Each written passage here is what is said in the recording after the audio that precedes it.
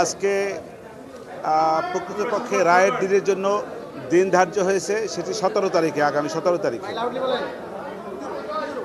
17 তারিখে দিন ধার্য হয়েছে রায়ের জন্য।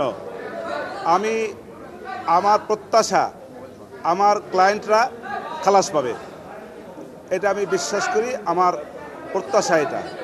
এবং আমি লার্নেড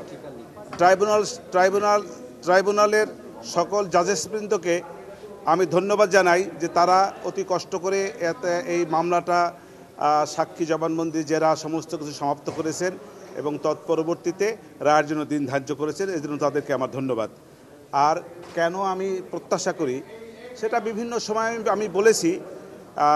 আমি মনে করি যে আমার সাক্ষীর যে সমস্ত জবানবন্দি হয়েছে তার প্রেক্ষাপটে যে সকল জেরা হয়েছে, জেরার প্রেক্ষাপটে বিভিন্ন সময়ে বিভিন্ন সাক্ষীদের কাছ থেকে আমি বিভিন্ন রকমের গুরুত্বপূর্ণ বেশ কিছু তথ্য সাক্ষীর মাধ্যমে আনতে সক্ষম হয়েছি।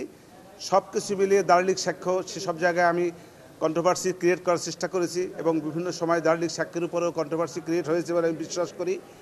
সব কিছু মিলিয়ে আমি বিশ্বাস করি আমার আসামিদ্বয় খালাস পাবে।